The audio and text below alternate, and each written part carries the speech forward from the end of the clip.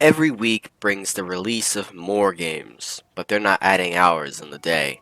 Play Great Games is here to help you with that. Think of PGG as sort of a battle royale of games, where we pit 4 games against each other over the course of 1 month. The first week, I provide initial thoughts on each game. The second week is where it really gets fun, because after spending the week playing all 4, that's where one of the games will be eliminated. I'll give you the reasons the others rise above, and we'll continue until only one game remains, the title champion for the month. In this way, I spend more time with the games and can better help you know what will be the best use of your limited gaming time.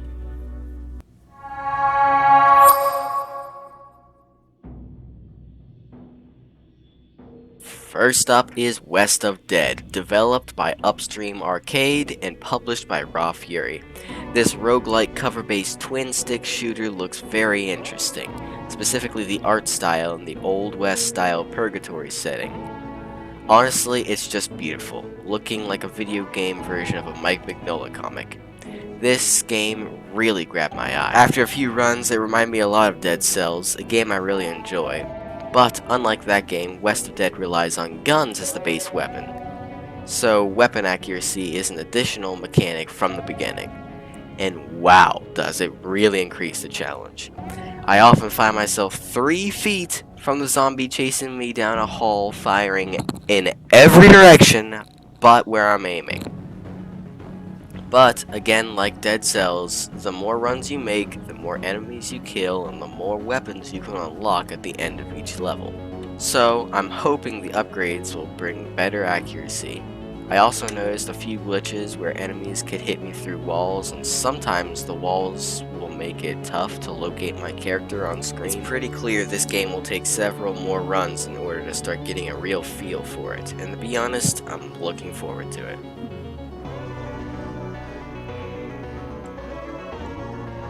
Second on our list is Levelhead, developed and published by Butterscotch Shenanigans. Try saying that 5 times fast. A side-scroller about building levels. I would think a level builder would need a strong story to keep the player engaged.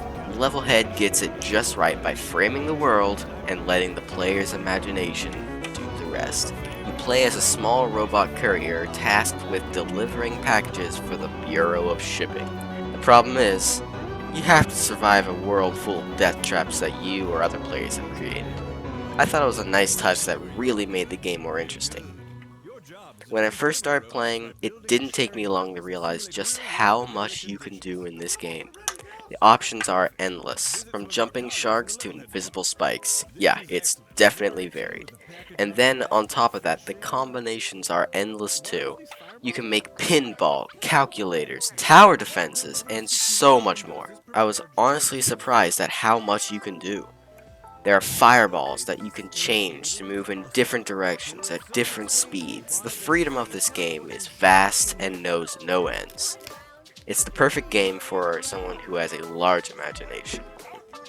I'll be honest, the levels take a while to make. If you don't want to make one, there are thousands of levels made by people across the world. So I think putting the time into building and tweaking the levels will be required to get the most out of Levelhead. I'm really excited to check out and play some more of the player-created levels. Smashing in at third on our list, Streets of Rage 4, a beat-em-up developed by Datuma, I hope I'm pronouncing that right, Lizard Cube, and Guard Crush Games, and published by Datuma. This is a side-scrolling game about fighting your way through the streets of a city that's being taken over by a gang led by 2 androids. Phew. And boy, they did a lot of things right. The art is great, the animation is great, the character design is great, it's truly a great game. It's very easy to pick up, the story is intriguing, there's also an online version you can play, which, in my mind, isn't as fun as the good old story mode. Also, I noticed sometimes an enemy can get hits on you when you can't hit them, which can be frustrating. Besides that, the game is great, and I can't wait to jump back into it. Last, but certainly not least, on our list is Valorant, developed and published by Riot Games. Valorant is a heavily team-based focused futuristic first-person shooter. I really enjoy a good FPS, and I had fun with Valorant. And Riot has promised to continue adding characters to the current roster of 10.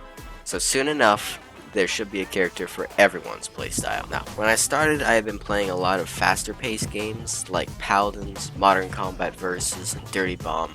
But Valorant is different. It doesn't start you off with a load of health, so you can't stand there and be a bullet sponge. It's pretty consistently one hit and you're dead. And you can't sprint, so the playstyle is very different, emphasizing tactics over running and gunning. I really like that. And another thing that distinguishes it at a glance from some of the other FPS games out there is the art style. Valorant doesn't try to make everything look ultra realistic and gritty, but goes for a cool cartoony look. I enjoyed it a lot. From the weapons to the ability effects to the level designs, everything almost has a hand-drawn feel to it. I love it. I love playing a good FPS, and I'm looking forward to getting more time with Valorant, and definitely looking forward to some of the new characters. Alright, that's our 4 games this month at a glance. I'll be back same time next week with another video after having more time to explore each. Next week, we'll eliminate the first game from the list, so make sure you're watching to find out which of these games will continue on to compete for my personally recommended Game of the Month. We'll post the next video Sunday, 12 p.m. Central Standard Time. Thank you for watching, thank you for subscribing, and remember, life is short. Play great games.